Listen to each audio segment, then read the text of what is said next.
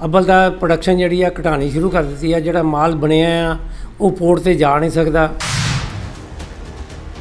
100 container 200 container जिहड़े आ वो रुके आ। कई दा इंडस्ट्री दा जिहड़ा रॉ मटीरियल आने वाला पूरा रैक उन्हां दा ब्लॉक होया। हफ्ता 10 दिन होर इदां दा रह गया माहौल तां होर इंडस्ट्रियां बंद होणगीਆਂ और ऑर्डरां दी कोई कमी नहीं है। लेकिन सवाल यह है कि ऑर्डर बना के भेजना किदां वा माल। इस वेले एक्सपोर्टर दे वास्ते तो मेरा ख्याल है कि जीवन मृत्यु वाला हाल आ, क्योंकि पंजाब गवर्नमेंट भी कुछ नहीं कर रही, सेंट्रल गवर्नमेंट भी कुछ नहीं कर रही। ठीक तुसीं किहा वा MLAs या मिनिस्टर्स है जिन्होंने तुसीं वोट दे के चुनिया कि वो तुहाडी गलबात नहीं सुन रहे, तुहाडी समस्या नहीं समझ रहे। इस वेले तो इदां लग रहा वा जिद्दां गवर्नमेंट है ही नहीं है और किसानों की गवर्नमेंट चल रही है। कि ਇਹੋ ਜਿਹੇ ਹਾਲਾਤਾਂ ਦੇ ਵਿੱਚ ਜਿਹੜੇ ਦੂਸਰੀ ਸਟੇਟਾਂ ਜਾਂ ਦੂਸਰੀ ਕੰਟਰੀਆਂ ਦੇ ਜਿਹੜੇ ਇਨਵੈਸਟਰ ਹੈ ਉਹ ਪੰਜਾਬ ਵੱਲ ਰੁਖ ਕਰਨਗੇ। और मैं हैरान हाँ कि पंजाब गवर्नमेंट के किसी मंत्री नूं या चीफ मिनिस्टर नूं इस चीज़ का कोई फिक्र नहीं।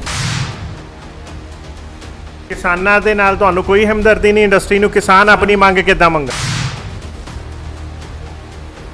जन हितैषी देख रहे दर्शकों का स्वागत है जन जन की बात जन हितैषी के साथ। दोस्तों अज असीं बैठे हैं लुधियाना शहर दे विच। लुधियाना नूं जिन्हों कि मैनचेस्टर कहा जाता है पूरे वर्ल्ड दे विच। क्यों? क्योंकि ये इंडस्ट्रीयल हब है, पंजाब की आर्थिक राजधानी है तो MSME का हब है।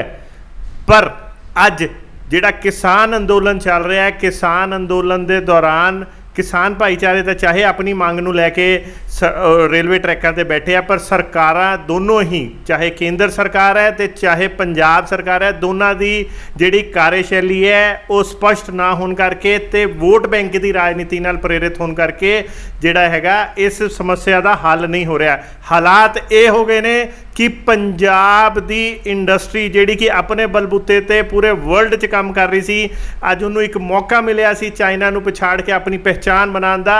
उन्हां दे कंटेनर उन्हां दा माल रुकन करके उन्हां दे ऑर्डर कैंसल होने की सिचुएशन ते आ गए है और ये सारी जिम्मेवारी दोनों सरकारां दी है। जी हाँ, क्योंकि एक पासे जिहड़ी पंजाब सरकार है वो किसानों के नाल बहुत ज़्यादा हमदर्दी तो दिखा रही है पर व्यापारियों को बिल्कुल इग्नोर कर रही है। तो दूजे पासे जिहड़ी BJP की सेंटर की सरकार है वो भी जिहड़ी हैगी है जिहड़ी इस टाइम इदां लग रहा है लोगों को, इदां दा व्यापारियों को महसूस हो रहा है कि वो भी बदले की भावना नाल या सिंगल ट्रैक ते ही काम कर रही है। ये सारे सवालों का आंसर लैण लई असीं पहुंचे हैं FIO दे national president ex national president SC Ralan जी कोल ते इन्हां नूं पुछदे हैं कि की गलबात है, की माहौल है इस टाइम एक्चुअल इंडस्ट्री का। नमस्कार जी। नमस्कार जी। सर की हालात है इस टाइम इंडस्ट्री के एग्जैक्ट दसो जरा। इस वेले इंडस्ट्री के हालात बहुत ही खराब ने। इस वेले जिन्ना असीं माल बना रहे हैं अव्वल दा प्रोडक्शन जिहड़ी आ घटानी शुरू कर दित्ती है। जिहड़ा माल बनिया आ वो पोर्ट ते जा नहीं सकदा। जिहड़ा पोर्ट ते गया वा, जिहड़ा उत्थे माल पिया वा, लोकां दे 80 कंटेनर 100 कंटेनर 200 कंटेनर जिहड़े आ वो रुके आ।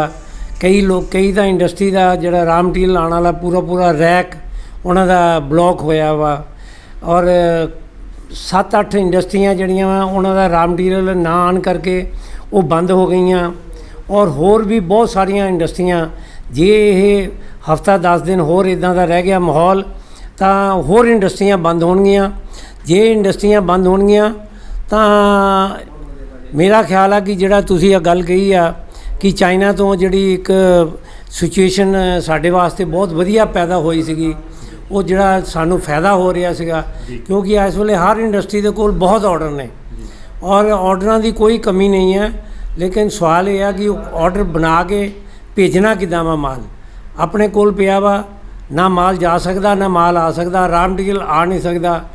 रॉ मटीरियल इत्थे जिहड़ा जिहदे कोल माल पिया सीगा उन्हें इस वेले रेट वधा दित्ते।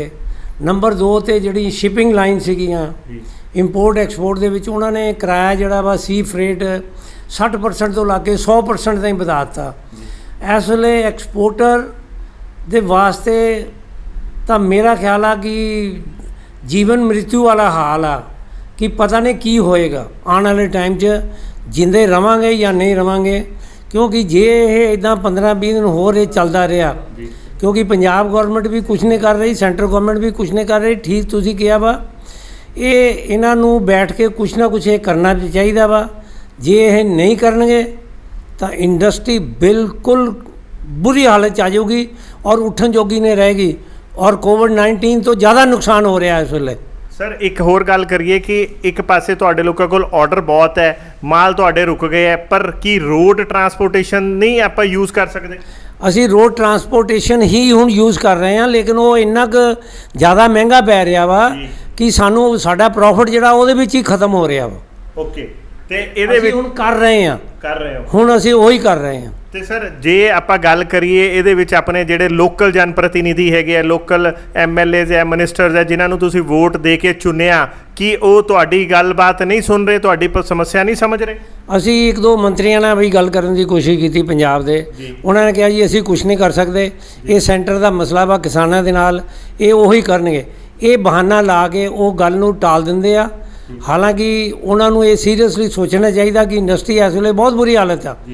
ਅਸੀਂ ਹੁਣ ਪਰਸੋਂ ਵੀ ਉਹਨਾਂ ਨੂੰ ਕਿਹਾ ਸੀਗਾ, ਕਿਸੇ ਮੰਤਰੀ ਨੂੰ ਕਿਹਾ ਸੀਗਾ ਕਿ ਸਾਡੀ ਕੈਪਟਨ ਅਮਰਿੰਦਰ ਸਿੰਘ ਨਾਲ ਗੱਲ ਕਰਾ CM ਦੇ ਨਾਲ, ਉਹ ਕਹਿੰਦਾ ਅੱਛਾ ਮੈਂ ਦੇਖਦਾ ਵਾਂ, ਲੇਕਿਨ ਅੱਜ 3 ਦਿਨ ਹੋ ਗਏ ਆ, ਕੋਈ ਜਵਾਬ ਨਹੀਂ ਹੈ।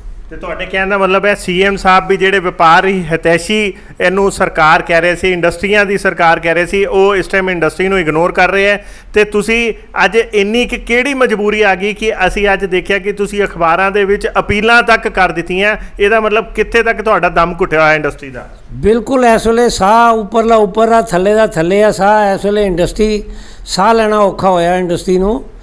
ਔਰ ਮੈਂ ਕਹਿੰਦਾ ਜੇ ਚੀਫ ਮਿਨਿਸਟਰ ਨੇ ਕੁਛ ਹਾਮੀ ਨਾ ਭਰੀ, ਨਾ ਮੀਟਿੰਗ ਕੀਤੀ, ਜਾਂ ਇੰਡਸਟਰੀ ਵਾਸਤੇ ਕੁਛ ਨਾ ਉਪਰਾਲਾ ਕੀਤਾ, ਜਾਂ ਇਹਨਾਂ ਕਿਸਾਨਾਂ ਨੂੰ ਜਿਹੜੀਆਂ 7-8 ਜਗ੍ਹਾ 'ਤੇ ਉਹ ਖੜੇ ਆ, ਜਿਹਦੇ ਕਰਕੇ ਰੇਲਵੇ ਬੋਰਡ ਨੇ ਗੱਡੀਆਂ ਨਹੀਂ ਚਲਾ ਰਹੀ, ਜੇ ਉੱਥੋਂ ਨਾ ਉਠਾਏ ਤਾਂ ਮੇਰਾ ਖਿਆਲ ਆ ਇਹ ਸਿਰਫ ਵੋਟ ਦੀ ਰਾਜਨੀਤੀ ਹੋ ਰਹੀ ਆ।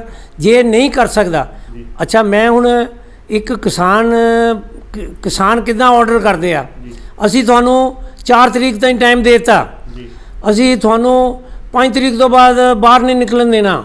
ਅਰੇ ਗਵਰਨਮੈਂਟ ਕੌਣ ਚਲਾ ਰਿਹਾ? ਕਿਸਾਨ ਚਲਾ ਰਿਹਾ ਜਾਂ ਇਸ ਵੇਲੇ ਕਾਂਗਰਸ ਚਲਾ ਰਹੀ ਆ? ਇਸ ਵੇਲੇ ਤਾਂ ਇੱਦਾਂ ਲੱਗ ਰਿਹਾ ਵਾ ਜਿੱਦਾਂ ਗਵਰਨਮੈਂਟ ਹੈ ਹੀ ਨਹੀਂ ਹੈ ਔਰ ਕਿਸਾਨਾਂ ਦੀ ਗਵਰਨਮੈਂਟ ਚੱਲ ਰਹੀ ਆ। ਇਹ ਬੜੇ ਹਾਲਾਤ ਖਤਰਨਾਕ ਆ, ਇਹ ਚੀਜ਼ ਨਹੀਂ ਹੋਣੀ ਚਾਹੀਦੀ। ਸੈਂਟਰ ਗਵਰਨਮੈਂਟ ਜੇ ਨਾ ਹਾਂ ਕਰਦੇ ਆ, ਗੱਲ ਕਰਨ ਦੀ ਕੋਸ਼ਿਸ਼ ਕੀਤੀ ਆ ਸੈਂਟਰ ਦੇ ਮਿਨਿਸਟਰਾਂ ਨਾਲ, ਉਹ ਇਹ ਕਹਿੰਦੇ ਆ ਜੀ ਇਹ ਸਟੇਟ ਸਪੋਂਸਰਡ ਹੈਗਾ ਵਾ, ਲਾ ਐਂਡ ਆਰਡਰ ਜਿਹੜਾ ਵਾ ਸਟੇਟ ਦਾ ਸਬਜੈਕਟ ਆ, ਜੇ ਸਟੇਟ ਨਹੀਂ ਕਰਦੀ ਉਹ ਆਪ ਹੀ ਇਹਨਾਂ ਦੇ ਨਾਲ ਲੱਗੇ ਆ, ਇਸ ਕਰਕੇ ਅਸੀਂ ਤੁਹਾਡੀ ਕੋਈ ਹੈਲਪ ਨਹੀਂ ਕਰ ਸਕਦੇ। ਰਲਨ ਸਾਹਿਬ, ਤੁਸੀਂ FIO ਵਰਗੀ ਨੈਸ਼ਨਲ ਜਿਹੜੀ ਇੱਕ ਇੰਟਰਨੈਸ਼ਨਲ ਲੈਵਲ 'ਤੇ ਵੀ ਜਿਹੜੀ ਆਰਗੇਨਾਈਜੇਸ਼ਨ ਆ ਉਹਦੇ ਵੀ ਲੀਡ ਕੀਤਾ, ਉਹਦੇ ਪ੍ਰੈਜ਼ੀਡੈਂਟ ਰਹੇ ਹੋ। ਮੈਨੂੰ ਇੱਕ ਗੱਲ ਦੱਸੋ, ਪੰਜਾਬ ਸਰਕਾਰ ਇੱਕ ਪਾਸੇ ਤਾਂ ਇਨਵੈਸਟ ਪੰਜਾਬ ਵਰਗੇ ਪ੍ਰੋਗਰਾਮ ਚਲਾ ਰਹੀ ਹੈ, ਕਿ ਇਹੋ ਜਿਹੇ ਹਾਲਾਤਾਂ ਦੇ ਵਿੱਚ ਜਿਹੜੇ ਦੂਸਰੀ ਸਟੇਟਾਂ ਜਾਂ ਦੂਸਰੀ ਕੰਟਰੀਆਂ ਦੇ ਜਿਹੜੇ ਇਨਵੈਸਟਰ ਹੈ ਉਹ ਪੰਜਾਬ ਵੱਲ ਰੁਖ ਕਰਨਗੇ? ਮੇਰਾ ਖਿਆਲ ਹੈ ਇੱਦਾਂ ਦੇ ਹਾਲਾਤ ਦੇਖ ਕੇ ਜੇ ਕਿਸੇ ਨੇ ਕੋਈ MOU ਸਾਈਨ ਵੀ ਕੀਤਾ ਉਹ ਵੀ ਦੌੜ ਜਾਏਗਾ। ਇਨਵੈਸਟ ਪੰਜਾਬ ਦੇ ਵਿੱਚ ਜੋ ਕੁਝ ਹੋ ਰਿਹਾ, ਮੈਂ ਉਹਦੇ ਉੱਤੇ ਜ਼ਿਆਦਾ ਕਮੈਂਟ ਨਹੀਂ ਕਰਨਾ ਚਾਹੁੰਦਾ, ਲੇਕਿਨ ਮੈਂ ਇਹ ਜ਼ਰੂਰ ਕਹਿਣਾ ਚਾਹੂੰਗਾ ਜੋ ਇਸ ਵੇਲੇ ਹਾਲਾਤ ਪੈਦਾ ਕਰ ਦਿੱਤੇ ਆਏ ਸਟੇਟ ਗਵਰਨਮੈਂਟ ਨੇ, ਇੱਥੇ ਕੋਈ ਵੀ ਬੰਦਾ ਇਨਵੈਸਟਮੈਂਟ ਕਰਨ ਲਈ ਨਹੀਂ ਆਏਗਾ। ਰਾਦਰ ਉਲਟਾ ਇੱਥੇ ਦੀ ਇੰਡਸਟਰੀ ਹੁਣ ਪੰਜਾਬ ਤੋਂ ਸ਼ਿਫਟ ਕਰਨ ਦੀ ਸੋਚ ਰਹੀ ਆ।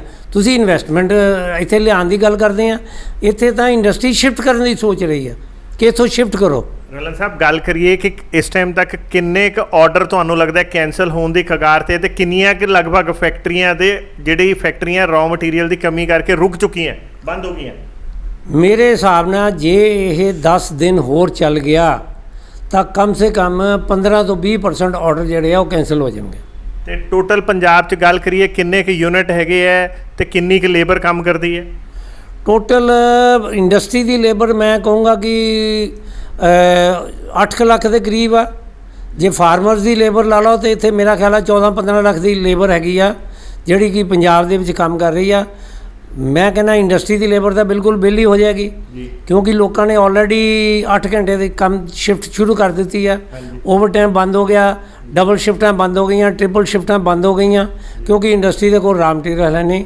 ਇਹਦੇ ਨਾਲ ਮਹਿੰਗਾਈ ਵੱਧ ਗਈ ਆ ਔਰ ਔਰ ਮੈਂ ਹੈਰਾਨ ਇਹ ਹਾਂ ਕਿ ਪੰਜਾਬ ਗੌਰਮੈਂਟ ਦੇ ਕਿਸੇ ਮੰਤਰੀ ਨੂੰ ਜਾਂ ਚੀਫ ਮਿਨਿਸਟਰ ਨੂੰ ਇਸ ਚੀਜ਼ ਦਾ ਕੋਈ ਫਿਕਰ ਨਹੀਂ ਹੈ। ਤੇ ਕਿੰਨੇ ਕੁ ਯੂਨਿਟ ਕਿੰਨੇ ਕੁ ਹੋਣਗੇ?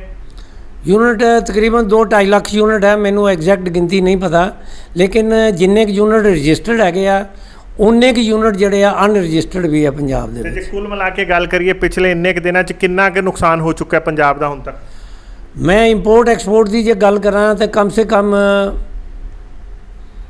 ਨੁਕਸਾਨ ਦੀ ਗੱਲ ਇਸ ਵੇਲੇ ਤਾਂ ਸਾਡਾ ਮਾਲ ਤਾਂ ਫਸਿਆ ਤਕਰੀਬਨ 6-7 ਹਜ਼ਾਰ ਕਰੋੜ ਦਾ, ਲੇਕਿਨ ਨੁਕਸਾਨ ਕਮ ਸੇ ਕਮ 2,000 ਕਰੋੜ ਦਾ ਹੋ ਚੁੱਕਾ ਵਾ। ਨੁਕਸਾਨ ਹੋ ਚੁੱਕਾ ਹੈ। ਤੇ ਤੁਸੀਂ ਤੁਹਾਡੀ ਕੀ ਮੰਗ ਕੀ ਹੈ ਇਸ ਟਾਈਮ ਸਰਕਾਰ ਅੱਗੇ? ਸਾਡੀ ਇੱਕੋ ਹੀ ਮੰਗ ਆ, ਸਾਡੀਆਂ ਕੋਈ ਦੋ ਮੰਗਾਂ ਨਹੀਂ ਆ, ਇੱਕੋ ਹੀ ਮੰਗ ਆ ਕਿ ਜਿਹੜੇ ਟਰੈਕ ਦੇ ਉੱਤੇ ਬੈਠੇ ਆ, ਜਿੱਥੇ ਵੀ ਬੈਠੇ ਆ, ਉਹ ਉਹਨਾਂ ਨੂੰ ਹਟਾਇਆ ਜਾਏ ਔਰ ਉਸ ਤੋਂ ਬਾਅਦ ਰੇਲਵੇ ਬੋਰਡ ਨੂੰ ਐਸ਼ੋਰੈਂਸ ਦਿੱਤੀ ਜਾਏ ਲਿਖ ਕੇ ਬਾਈ ਦੀ ਸਟੇਟ ਗਵਰਨਮੈਂਟ ਕਿ ਤੁਸੀਂ ਗੱਡੀਆਂ ਚਲਾਓ, ਇਹਨਾਂ ਨੂੰ ਕੋਈ ਨੁਕਸਾਨ ਨਹੀਂ ਕਰੇਗਾ। ਤੇ ਕਿਸਾਨਾਂ ਦੇ ਨਾਲ ਤੁਹਾਨੂੰ ਕੋਈ ਹਮਦਰਦੀ ਨਹੀਂ? ਇੰਡਸਟਰੀ ਨੂੰ ਕਿਸਾਨ ਆਪਣੀ ਮੰਗ ਕਿੱਦਾਂ ਮੰਗਣ? ਸਾਨੂੰ ਪੂਰੀ ਹਮਦਰਦੀ ਆ। ਉਹਨਾਂ ਦਾ ਦਿੱਲੀ ਦੇ ਨਾਲ ਇਸ਼ੂ ਹੈਗਾ ਵਾ, ਉਹ ਦਿੱਲੀ ਜਾ ਕੇ ਆਪਣੀ ਲੜਾਈ ਲੜਨ, ਉਹ ਸੈਂਟਰ ਗਵਰਨਮੈਂਟ ਨਾਲ ਗੱਲ ਕਰਨ ਜਾਂ ਆਪਣੀ ਗੱਲ ਸਮਝਾਉਣ ਜਾਂ ਉਹਨਾਂ ਦੀ ਗੱਲ ਸਮਝਣ।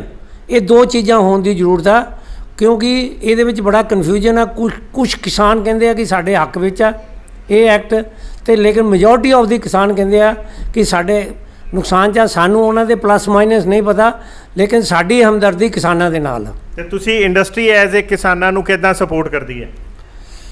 ਅਸੀਂ ਕੀ ਸਪੋਰਟ ਕਰਨਾ ਕਿਸਾਨਾਂ ਨੂੰ? ਇਸ ਵੇਲੇ ਤਾਂ ਕਿਸਾਨ ਸਾਡਾ ਨੁਕਸਾਨ ਕਰ ਰਹੇ ਆ। ਦੇਖੋ ਇਸ ਵੇਲੇ ਕਿਸਾਨਾਂ ਨੂੰ ਇਹ ਚਾਹੀਦਾ ਵਾ ਕਿ ਇੰਡਸਟਰੀ ਨੂੰ ਨਾਲ ਲੈ ਕੇ ਚੱਲਣ ਔਰ ਇਹ ਇਨਸ਼ੋਰ ਕਰਨ, ਉਸ ਭਾਈਚਾਰੇ ਨੂੰ ਇੱਦਾਂ ਬਣਾ ਕੇ ਰੱਖਣ, ਇਹ ਦੇਖਣ ਕਿ ਕਿਸੇ ਸਾਡੇ ਨਾਲ, ਸਾਡੀ ਇਸ ਐਜੀਟੇਸ਼ਨ ਦੇ ਨਾਲ ਕਿਸੇ ਪੰਜਾਬੀ ਨੂੰ ਕੋਈ ਦੁੱਖ ਤਾਂ ਨਹੀਂ ਪਹੁੰਚ ਰਿਹਾ, ਉਹ ਤਾਂ ਕਿ ਸਾਰੇ ਲੋਕ ਇਹਨਾਂ ਦੇ ਨਾਲ ਜੁੜਨ। ਜੀ, ਥੈਂਕ ਯੂ ਜੀ।